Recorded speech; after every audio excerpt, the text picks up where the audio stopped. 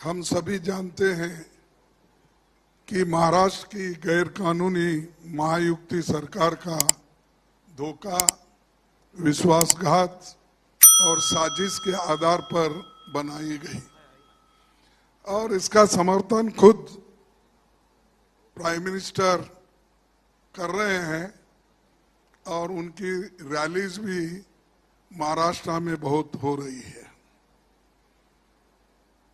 और वो कहीं भी जाते हैं तो लोगों के बीच में दरार पैदा करने की कोशिश करते हैं और हमेशा समाज को तोड़ने की बात करते हैं। तो ये जो देश के लिए उन्होंने एक गलत तरीके से अपना विचार रख के लोगों को जो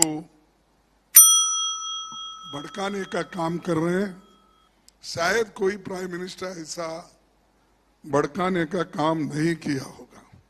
मैं भी 53 साल से पॉलिटिक्स में हूँ, एमएलए बन के और एमपी राज्यसभा बन के मेरे भी 53 साल हो गए।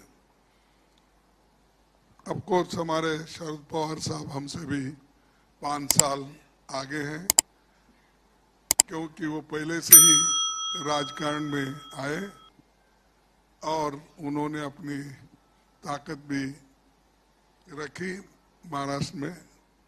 साथ ही साथ उद्धव ठाकरे जी भी जब आए तब से वो भी पॉलिटिक्स में टिक के रहे हैं।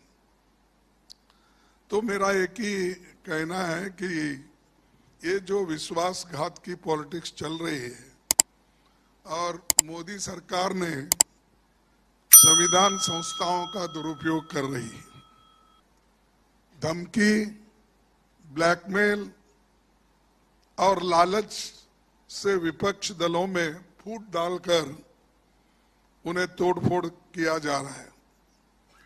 ऊपर से अन्याय ये हुआ है कि जो असली दल है उनसे उनका पार्टी सिंबल छीनकर भाजपा को समर्थन करने वाले दलों को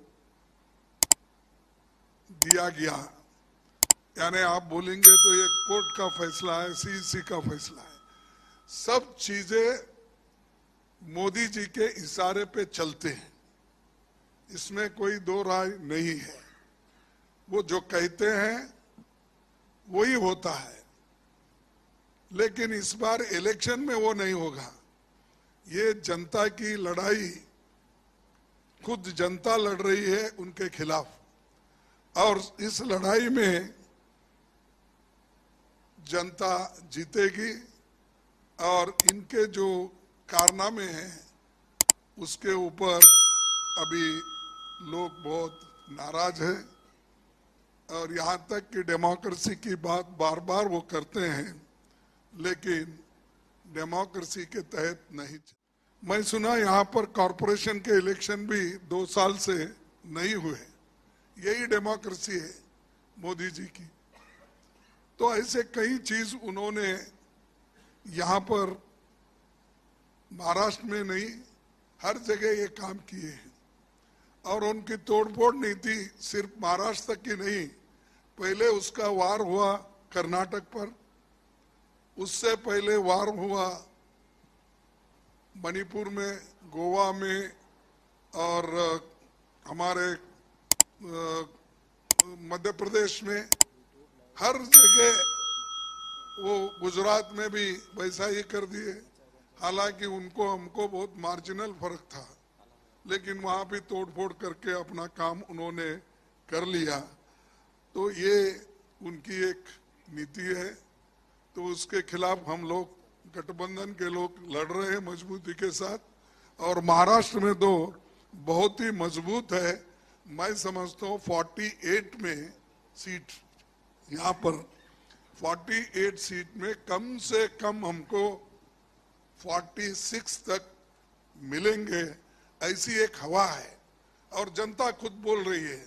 इस बार मैं ये नहीं कहूंगा कि वो जीरो पे रहेंगे, कुछ ना कुछ उनको मिलेगा जो बागी लोग हैं, लेकिन हमारी जो गठबंधन की पार्टियां हैं वो मैक्सिमम सीट लेकर वो बीजेपी को हराई। हमने चंद गारंटीज दिए हैं, जैसा कि हम कर्नाटक में दिए थे, हिमाचल में दिए थे, अपने तेलंगाना में दिए थे, वैसा ही ऑल इंडिया लेवल पे इंडिया गठबंधन के साथ बातचीत करके वो तो कॉमन मिनिमम प्रोग्राम तय होगा। लेकिन हमने जो मैनिफेस्टो में दिखाया है कि वो खास करके नौजवान लोगों को 30 लाख लोगों के जो जगह खाली है वो भर्ती करने का, पहली नौकरी पक्की करने का, और गिग वर्कर्स के लिए सामाजिक सुरक्षा देने का, मनरेगा के तर्ज पर सिटी में, अर्बन एरियाज में भी लोगों को काम देने का, और जो खास करके अपने युवाओं को जहां काम नहीं है उनको वहां पर हम ट्रेनिंग देकर 1 लाख रुपए सालाना उनको स्टाइफंड देके हम उनको भी ट्रेन। एक है कि जो मोदी ने हमेशा बोल रहे हैं कि 5 केजी राइस मैं फ्री 80 करोड़ लोगों को दे रहा हूं, तो हम उसको डबल करेंगे आने के बाद। और खासकर जो गरीब लोग, क्योंकि मैं उड़ीसा गया था तो उसी वक्त उड़ीसा और दूसरे जगह जाने के बाद मैं देखा कि ये मिल के हम करेंगे, हम मिनिमम कॉमन प्रोग्राम में भी इसको लाएंगे, और इस बार 5 के बजाय 10 केजी हम लोगों को दें। इनको बचाने के लिए और गुड गवर्नेंस के लिए ये जरूरी है कि हम लोग मिलके इसको करना है। तो कम से कम इस बार हम लोगों को एक होने के बजाय ज्यादा से ज्यादा हमको जनता को फायदा होगा और हम ये करके रहेंगे।